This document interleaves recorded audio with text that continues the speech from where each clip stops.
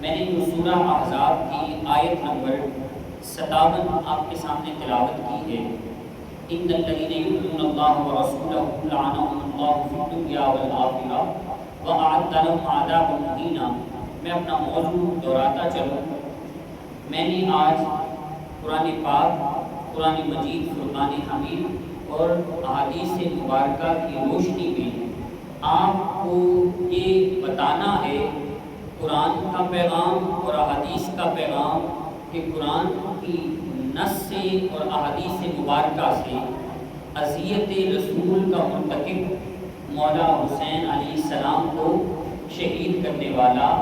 آقا علیہ السلام کو براہ راست اذیت دے رہا ہے،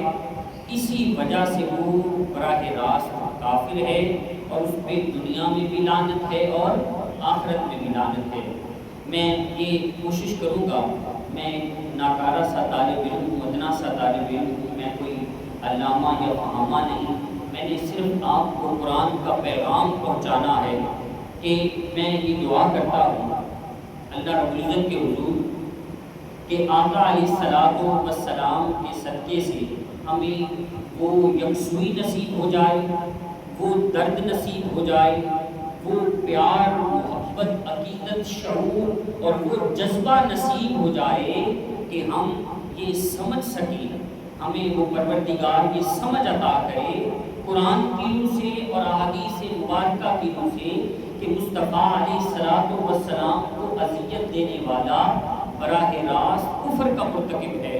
اور جس نے مولا حسین کو اذیت دی ہے، کیا وہ آقا علیہ السلام کو براہ راست اذیت دے رہا ہے یا نہیں دے رہا؟ یہ ہم قرآن سے پڑھیں گے کہ ہمیں قرآن اس بارے میں کیا کہتا ہے۔ آپ نے مکمل یکسوئی کے ساتھ، مکمل توجہ کے ساتھ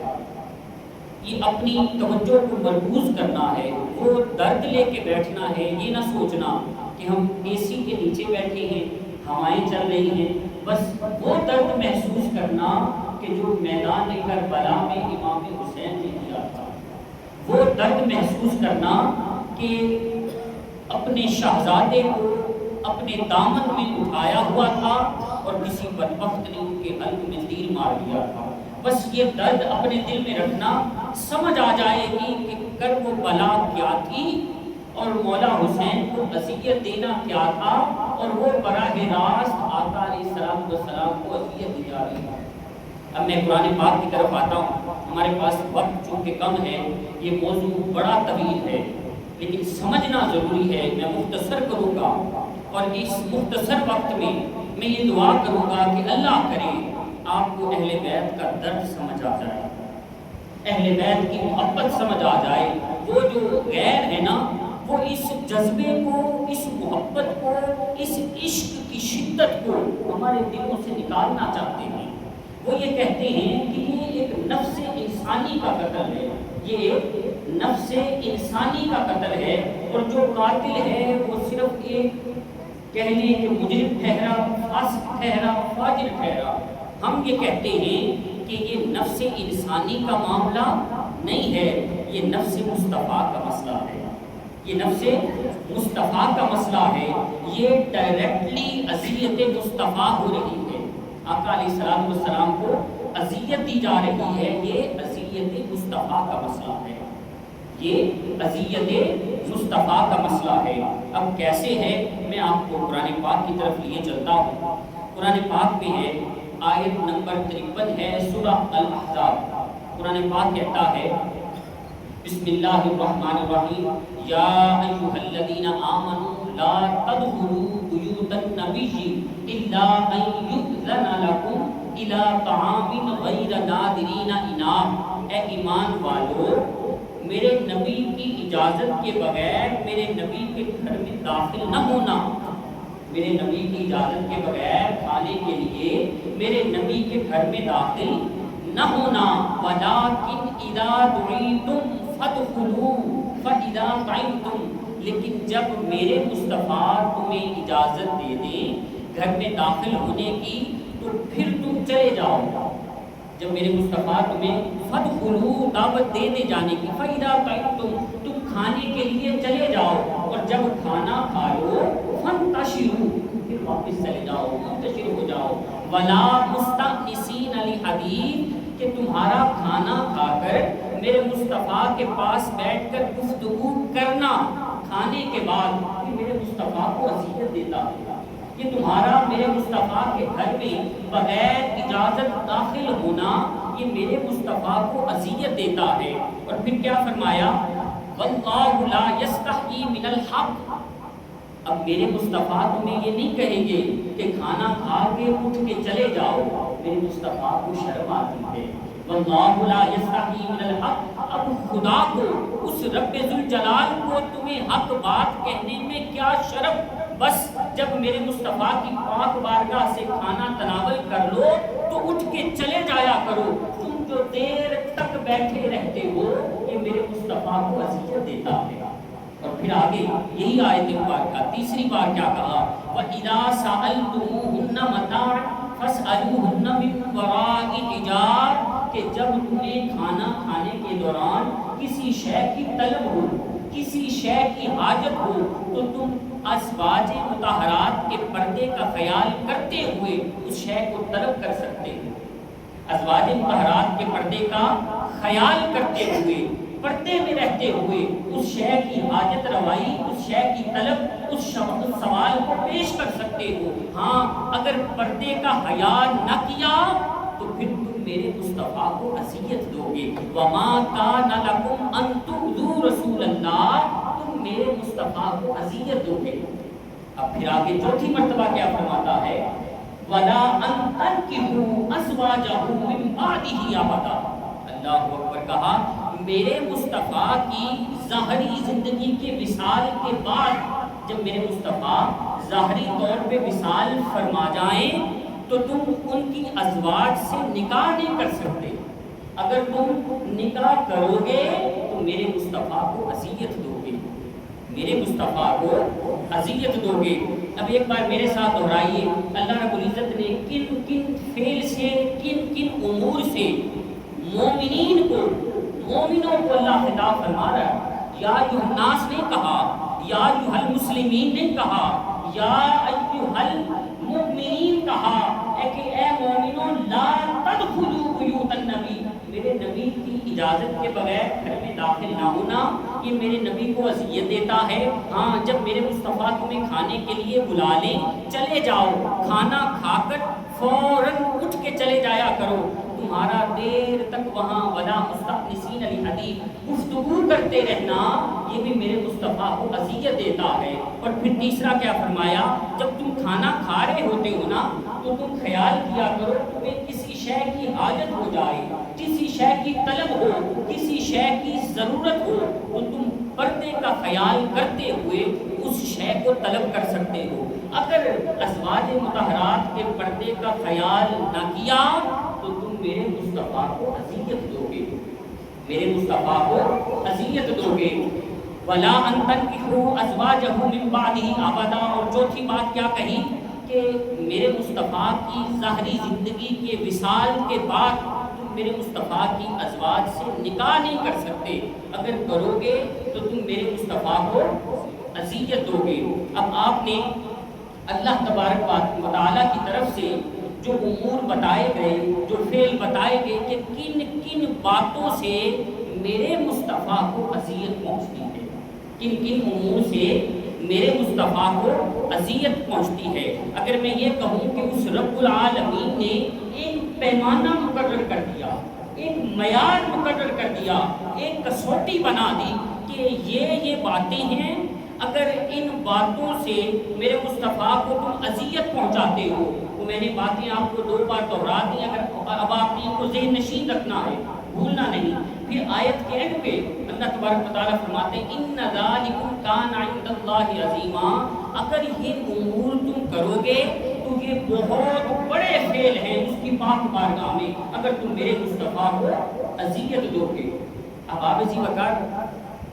اگر کسی سے محبت ہو نا جی، اگر کسی سے محبت ہو تو اس کا جو بھی کوئی نقصان ہو یا اس کو کوئی تکلیف پہنچے تو ہمیں اذیت پہنچتی ہے، تکلیف پہنچتی ہے کہ اس کو یہ نقصان کیوں ہوا، اس کو یہ تکلیف کیوں پہنچی، اس کو یہ اذیت کیوں پہنچی۔ اگر کسی سے محبت کی انتہا ہو جائے، اب میں اس کا خلاصہ دینے لگا ہوں آپ کو اس آیت مبارکہ کا، اگر کسی سے محبت کی انتہا ہو جائے تو پھر اس کے لطیف جذبات کو بھی کوئی ٹھیس پہنچائے تو اس کو اذیت پہنچتی ہے۔ اگر اس کو کوئی خفیف سی ضرب لگے، اگر کوئی باپ اپنے بیٹے سے محبت کرتا ہے، اگر کوئی والدہ اپنے بیٹے سے محبت کرتی ہے تو خیال کرتی ہے کہیں یہ گر نہ جائے، باپ خیال کرتا ہے کہیں اس کو کوئی ٹھیس نہ پہنچے، اس کی ایک ایک شے کا، اس کی ایک ایک ضرورت کا خیال کرتے ہیں۔ اب جب محبت کی انتہا ہو جائے کسی سے، محبت کی نفس مسئلہ سمجھیے گا، کسی سے محبت کی انتہا ہو جائے تو پھر اس کو خفیف سی ضرب بھی لگے، ہلکی سی چوٹ بھی لگے تو اس کو اذیت پہنچتی ہے جو اس سے محبت کرتا ہے۔ اب اللہ رب العزت نے بتایا کہ میرے مصطفیٰ کو ان باتوں سے اذیت پہنچتی ہے۔ اب دوسری طرف کہاں میرے مصطفیٰ کو ان چھوٹے چھوٹے امور پر اذیت پہنچانا پروردگار ایک پیمانہ مقرر کر رہا ہے، ایک معیار مقرر کر رہا ہے، چلے جائے کہ کوئی ان کو اتنی اذیت پہنچائے،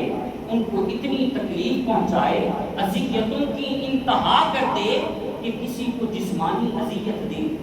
کسی کو روحانی اذیت دے، کسی کو مشقت میں ڈالے، کسی کا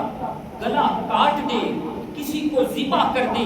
کسی کی لاش پر گھوڑے دوڑائے، کسی کو بھوکا رکھے، کسی کو پیاسا رکھے، ارے کسی کے بازو قلم کر دے، ارے کسی کے حلق میں تیر مار دے، کسی نوجوان کی سینے میں برچھیاں مار دے، کسی کے لب کاٹ دے، ارے کسی کو تکلیف میں ڈالے، ارے کسی کے خیموں کو آگ لگا دے، ارے کسی کو بھوکا تڑپائے، کسی کو پیاسا تڑپائے، ارے کربل کی ریگزار میں ان کو پیاسا رکھ کے محبوب مصطفیٰ کی اہل بیت کو تڑپایا جائے، ان کو ان امور سے تڑپایا جائے کہ ان کا سر دھڑ سے الگ کر کے ان کے سر کو نیزے پہ چڑھا کے ساری دنیا میں ان کو رسوا کیا جائے۔ ارے اہل بیت اطہار کی شہزادیوں کو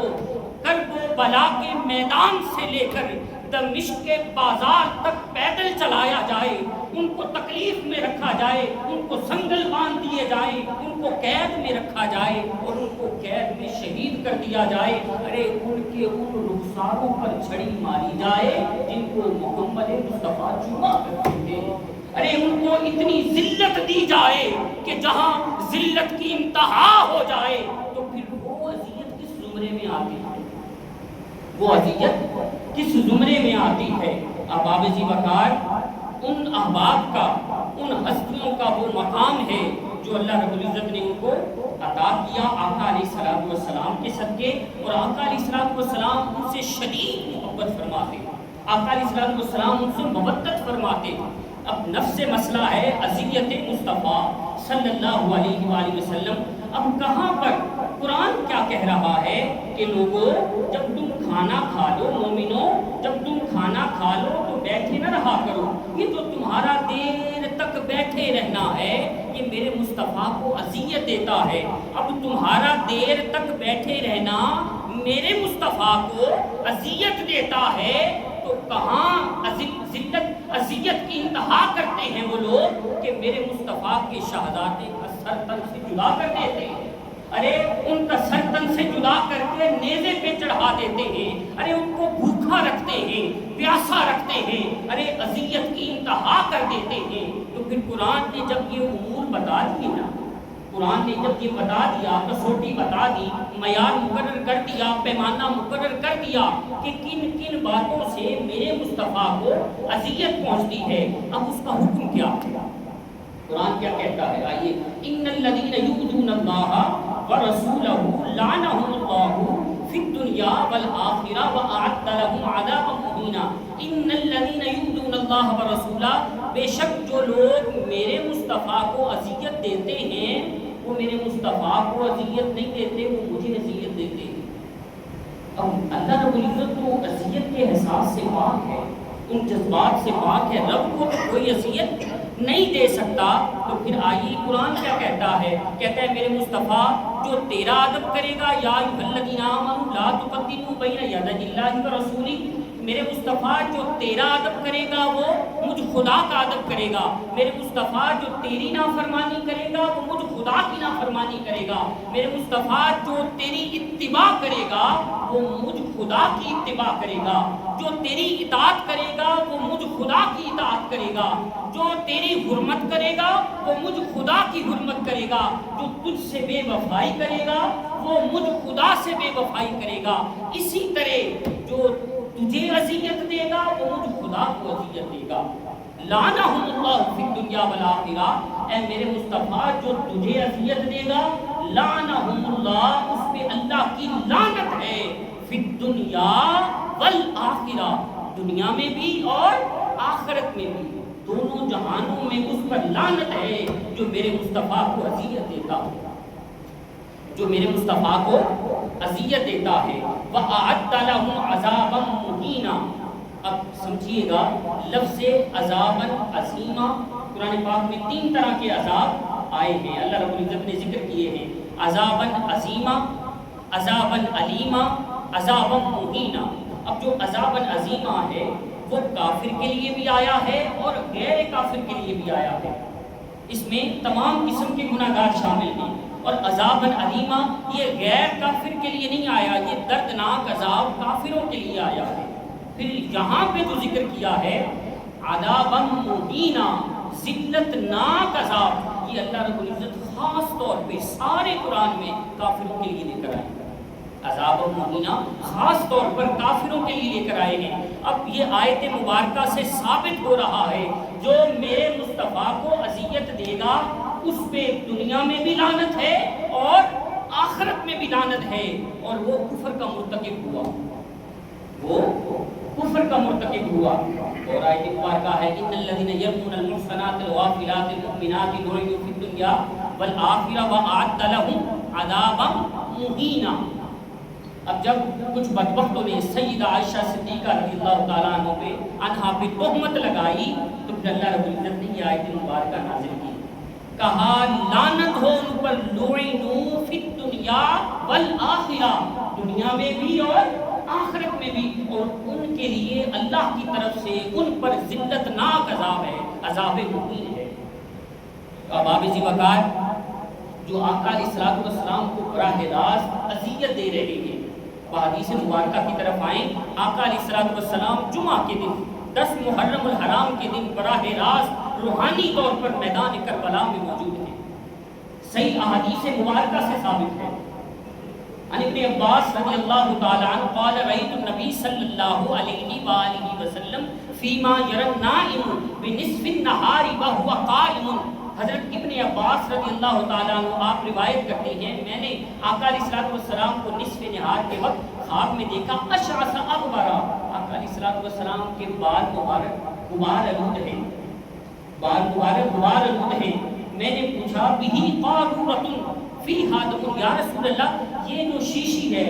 اس میں خون ہے، فقلت بأبی و امی یا رسول اللہ صلی اللہ علیہ وسلم ما ھذا، میرے ماں باپ آپ پر فدا ہوں یا رسول اللہ یہ کیا ہے؟ آقا علیہ الصلوۃ والسلام فرماتے ہیں فقال دم الحسین واصحابہ، یہ میرے بیٹے حسین کا خون ہے اور اس کے جانثار ساتھیوں کا خون ہے،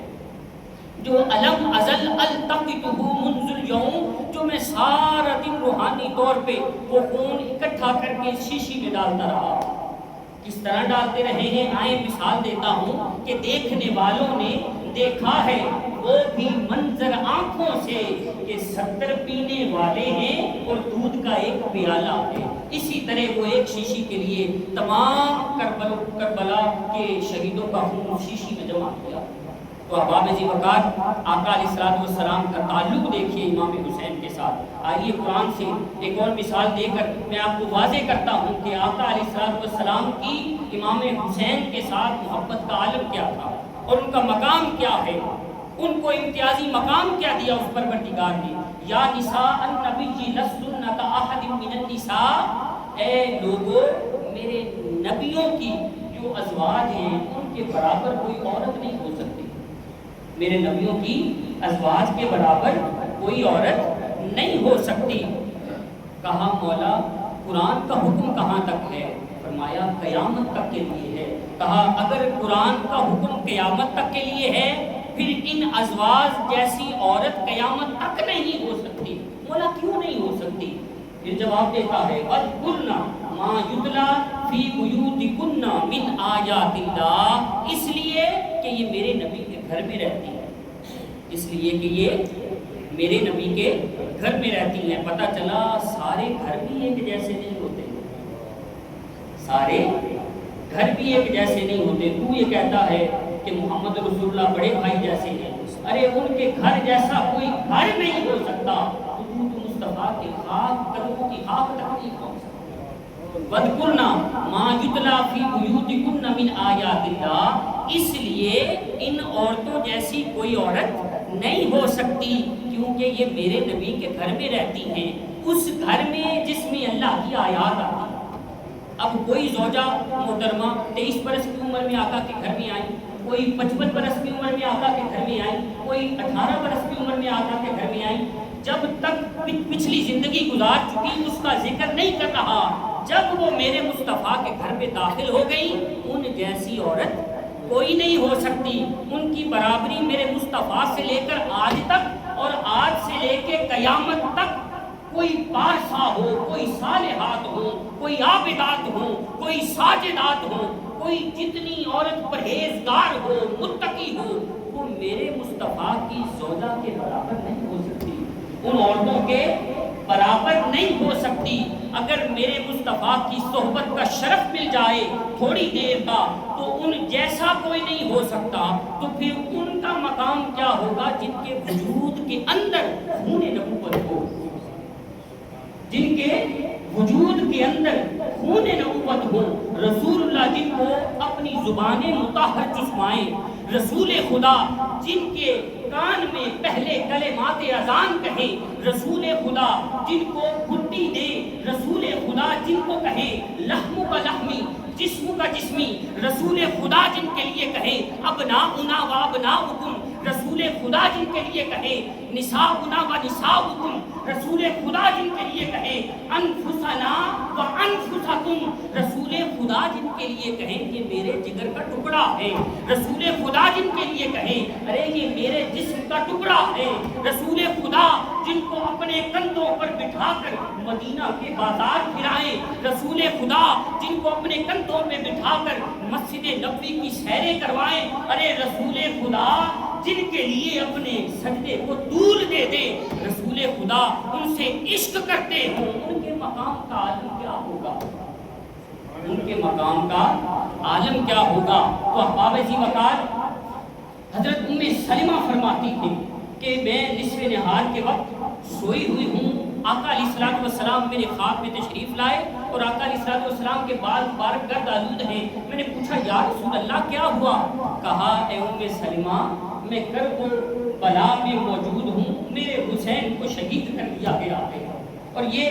میرے حسین کا اس شیشی میں خون ہے۔ سیدہ ام سلمہ فرماتی ہیں کہ میں جلدی سے اٹھی، وہ جو آقا علیہ الصلوۃ والسلام نے مجھے مٹی عطا فرمائی تھی کرب و بلا کی، میں نے جا کر اس مٹی کو دیکھا، وہ لال سرخ ہو چکی تھی، وہ مٹی لال سرخ ہو چکی تھی۔ احباب ذی وقار امام طبرانی روایت کرتے ہیں، امام حاکم روایت کرتے ہیں، امام احمد روایت کرتے ہیں، حضرت ام فضل فرماتی ہیں میں آقا کے گھر میں تشریف لائی، آقا علیہ الصلوۃ والسلام ہچکیاں باندھ کر رو رہے ہیں،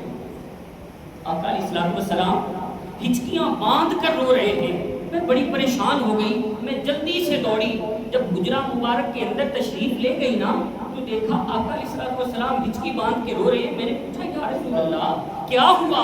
آپ کیوں رو رہے ہیں؟ کہا اے ام فضل یہ جو میرا بیٹا حسین کھیل رہے ہیں، امام حسین کی طرف دیکھا، کہا یہ جو میرا بیٹا حسین یہ کھیل رہا ہے اس کو میدان کربلا میں شہید کر دیجئے، اور جبریل امین نے مجھے اس میدان کی مٹی لا کر دی ہے۔ احباب ذی وقار جس مصطفیٰ کو حسین کے بچپن میں یہ خبر ملے کہ حسین کو جوانی میں شہید کر دیا جائے گا، ارے میرے مصطفیٰ کی تکلیف کا عالم دیکھے، ابھی خبر پہنچی تو مصطفیٰ ہچکیاں باندھ کر رو رہے تھے۔ اب آپ ذی وقار خرج النبی صلی اللہ علیہ وآلہ وسلم من بیت عائشہ فمر علی بیت فاطمہ الزہرا سلام اللہ علیہا، آقا علیہ الصلوۃ والسلام سیدہ عائشہ صدیقہ رضی اللہ تعالیٰ عنہ کے گھر سے نکلے اور پاس سے گزرے، سیدہ فاطمہ الزہرا سلام اللہ علیہا کے گھر کے پاس سے گزرے، فمر فسمع حسینا یبکی، آقا علیہ الصلوۃ والسلام کے کانوں میں حسین کے رونے کی آواز پڑی۔ بس وہ جو آواز پڑی، آقا علیہ الصلوۃ والسلام نے بلند آواز سے پکارا کہ فاطمہ تجھے معلوم نہیں اس کا رونا مجھے تکلیف دیتا ہے، اس کا رونا مجھے تکلیف دیتا ہے۔ احباب ذی وقار، لا الہ الا اللہ محمد رسول اللہ کا دم بھرنے والوں، اپنے آپ کو آقا علیہ الصلوۃ والسلام کا غلام کہنے والوں، ایک لحظہ ایک لمحہ کے لیے یہ سوچیں کہ آقا علیہ الصلوۃ والسلام کو امام حسین کے ساتھ کتنی شدت کی محبت تھی، کتنی شدت کی محبت تھی کہ جس کا رونا برداشت نہیں تھا،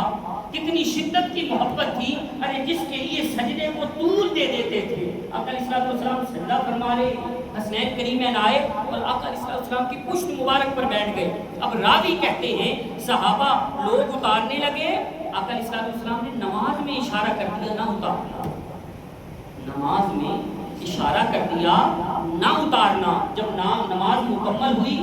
مکمل ہونے کے فوراً بعد اب صحابہ کا تو یہ ذہن نہیں تھا کہ کس لیے اتارنا۔ اب آقا علیہ الصلوۃ والسلام کا کنسرن دیکھیے کیا کہہ رہے ہیں، فوراً فرمایا من احب حسینا فقد احبنی ومن احبنی فقد احب اللہ، ارے جس نے حسین سے محبت کی اس نے مجھ مصطفیٰ سے محبت کی، اور جس نے مجھ مصطفیٰ سے محبت کی اس نے خدا سے محبت کی۔ ومن ابغض حسینا فقد ابغضنی، اور جس نے میرے حسین سے بغض رکھا اس نے مجھ مصطفیٰ سے بغض رکھا، اور جس نے مجھ مصطفیٰ سے بغض رکھا اس نے خدا سے بغض رکھا۔ آقا علیہ الصلوۃ والسلام کا حسین کے ساتھ تعلق دیکھیے کہ سجدے میں ہے، حسین کی محبت کو لذت سجدہ سے زیادہ فوقیت عطا کرتی ہے، سجدے میں ہے، اس رب کے حضور ہے اور کہہ رہے ہیں میرے حسین کو نہ اتارو، شاید اس کی طبیعت میں بوجھل آ جائے، وہ اپنے نانا کی پشت پر بیٹھنا چاہتا ہے اور تم اتارنا چاہتے ہو، کہیں میرے حسین کو تکلیف نہ گزرے۔ ارے جس مصطفیٰ کو حسین کی اتنی اتنی باتیں بھی بوجھل کر دیتی ہے، وہ یہ چاہتے ہیں میرے مصطفیٰ کو، میرے حسین کو اذیت نہ پہنچے، جن کو حسین کا رونا برداشت نہیں ہے۔ حدیث مبارکہ ہے، آقا علیہ الصلوۃ والسلام گھر تشریف لے گئے، پوچھا حسن حسین کدھر ہیں؟ سیدہ فاطمہ الزہرا نے فرمایا کہ اس کو مولا علی شیر خدا باہر لے کر گئے۔ آقا علیہ الصلوۃ والسلام ان کو ڈھونڈنے نکل گئے، ڈھونڈتے ڈھونڈتے پہنچے اور مولا علی سے فرماتے ہیں اے علی دھوپ ہونے سے پہلے میرے حسین کو گھر لے آنا، دھوپ ہونے سے پہلے میرے حسین کو گھر لے آنا، ان کو دھوپ میں نہ رکھنا۔ ارے جس مصطفیٰ کو حسین کا دھوپ میں رہنا برداشت نہیں، جس مصطفیٰ کو حسین سجدے میں مصطفیٰ ہو حسین کا اتارنا برداشت نہیں، جس مصطفیٰ کو حسین کا رونا برداشت نہیں ہے، اس مصطفیٰ کو کیسے برداشت ہوگا کہ اس حسین کا گلا کاٹ دیا جائے؟ اس مصطفیٰ کو کیسے برداشت ہوگا کہ شکل مصطفیٰ کے سینے میں خنجر مار دیے جائیں؟ اس مصطفیٰ کو کیسے برداشت ہوگا کہ حسین کے شہزادے علی اصغر کے حلق میں تیر مار دیے جائیں؟ اس مصطفیٰ کو کیسے برداشت ہوگا؟ ارے ساری کائنات کو بانٹنے والے آج میرے مصطفیٰ کے شہزادے حسین کے لیے پانی بند کر دیا گیا، حسین کو مشقت میں ڈال دیا گیا، حسین کا سر کاٹ کر اس کو نیزے پہ چڑھا دیا گیا، اتنا ادب مصطفیٰ بھی نہ رہا۔ احباب ذی وقار، اس کا درد، وہ یکسوئی، وہ شعور، وہ محبت، وہ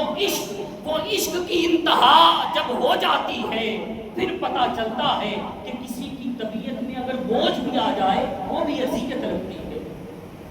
وہ بھی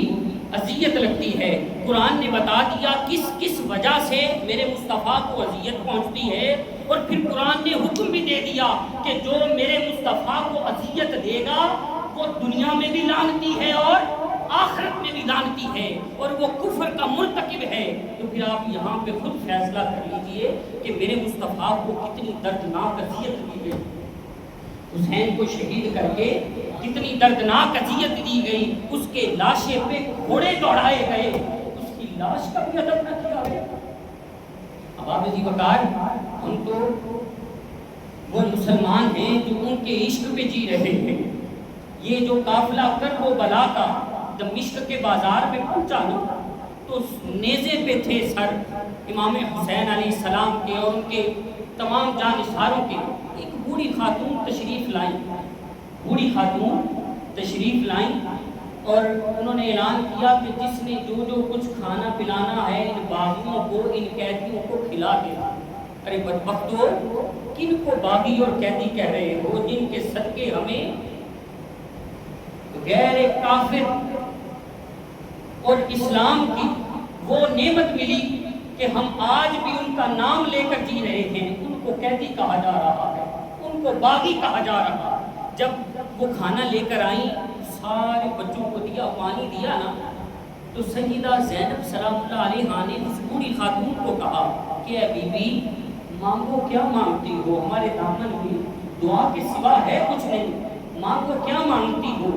وہ جو بی بی تھی نا، ان کا نام تھا سیدہ فضہ رضی اللہ تعالیٰ۔ وہ کہتی ہیں کہ بی بی جان، مجھے اور تو کچھ نہیں چاہیے، میں کسی دور میں سیدہ فاطمہ الزہرا سلام اللہ علیہا کی خادمہ تھی، ان کی خادمہ تھی، اور انہوں نے مجھے ایک وقت کے بعد آزاد کر دیا، اور جب میں آزاد ہوئی نا، اس وقت امام حسن اور امام حسین چھوٹے چھوٹے تھے، اور ان کی ایک شہزادی تھی جن کو میں جھولا جھلایا کرتی تھی، جن کو میں جھولا جھلایا کرتی تھی، ان کا نام تھا سیدہ زینب سلام اللہ علیہا۔ بس مجھے میری زندگی کا نہیں پتا، میں بوڑھی ہو چکی ہوں، پتہ نہیں موت کب آ جائے، بس یہ دعا کر دیں کہ میں اس شہزادی کو ایک بار تک دوں، میں اس شہزادی کا دیدار کر لوں، میں ان شہزادوں کو ایک بار دیکھ لوں، میری بڑی خواہش ہے۔ سیدہ زینب روئیں اور رو کر فرمایا،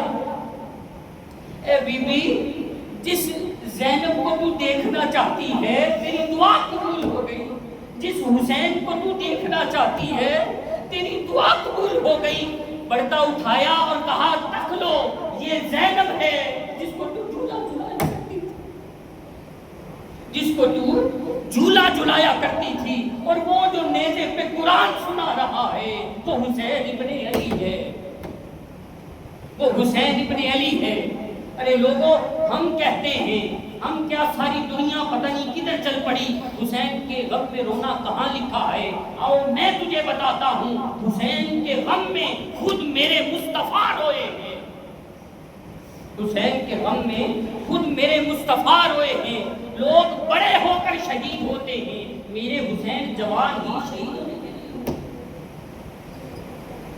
اب آپ عزیز وقار، یزید چاہتا تو یہی تھا، اور اس نے ایک شعر بھی پڑھا تھا، اور شعر کا ترجمہ یہ ہے، اس نے کہا، آج احمد کے بچوں کو میں نے شہید کر کے اپنے بدر والے، وہ جو کافروں کو شہید کیا گیا تھا، مارا گیا تھا بدبختوں کو، کہتا ہے میں نے اپنے بڑوں کا بدلہ لے لیا، اور میرے حسین کے لبوں پہ چھڑی ماری، اور اس بدبخت نے مدینہ میں 3 دن مسجد نبوی میں خچر باندھے، پاک بارگاہ مصطفی پاک بارگاہ کی بے ادبی کی، وہاں پہ زناکاری کی، بدکاریاں کی، اور اس بدبخت لعین کو موت تب آئی جب اس نے فوراً قافلہ بھیجا مکہ المکرمہ، اور منجیل کے ساتھ مکہ المکرمہ پہ حملے شروع کروائے، اور غلاف کعبہ کو آگ لگ گئی، بس آگ لگنے کی دیر تھی، اس بدبخت کو موت آ گئی۔ تو احباب ذی وقار،